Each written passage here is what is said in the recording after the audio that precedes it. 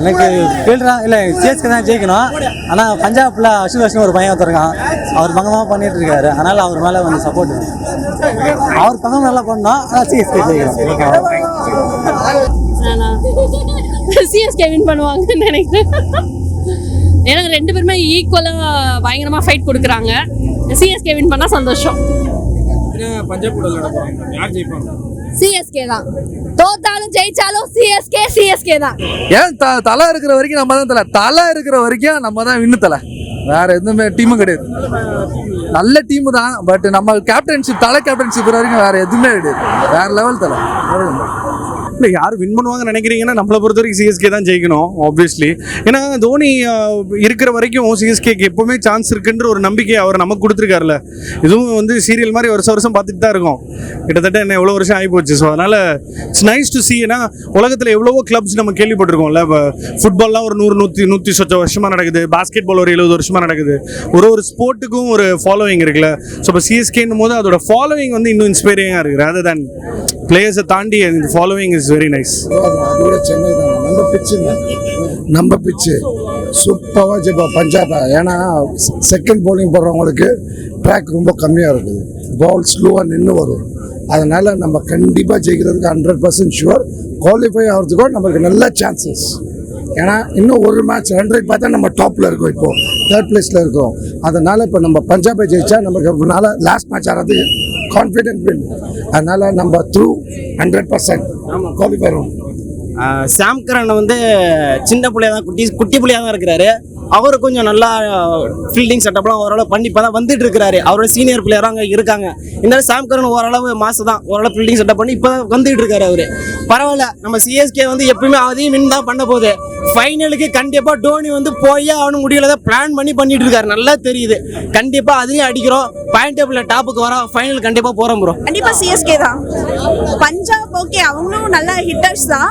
But CSK நம்ம கிட்ட Ruturaj Gaikwad, Daryl Mitchell நிறைய பேர் இருக்காங்க. ஸோ தோனி, ஜடேஜா கண்டிப்பாக நமக்கு தான் சான்ஸ். சிஎஸ்கே தான் மாஸ் தெரியும். ரொம்ப தான் வின் பண்ணிடுவோம். ஆனால் பஞ்சாப்க்கு சான்ஸ் இருக்கு.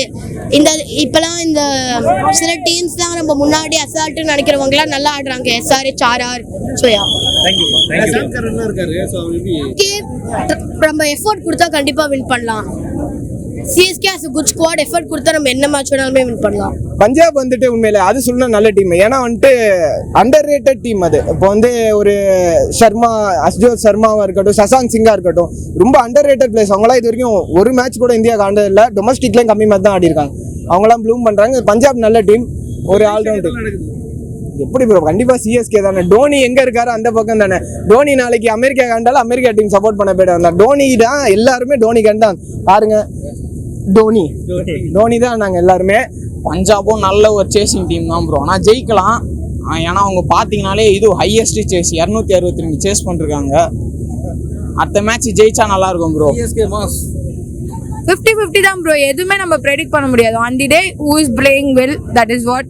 பட் ஆன் தி எட்ஜில் பார்க்க போனால் ஹோம் கிரவுண்ட் அப்படிங்கிற ஒரு இதில் வந்து ஏன்னா வின்னிங்லேருந்து போகிறாங்க. அண்ட் 2-3 நாளில் பிச்சும் அவ்வளோக்கா சேஞ்ச் ஆகாது. So obviously we know the game better than them.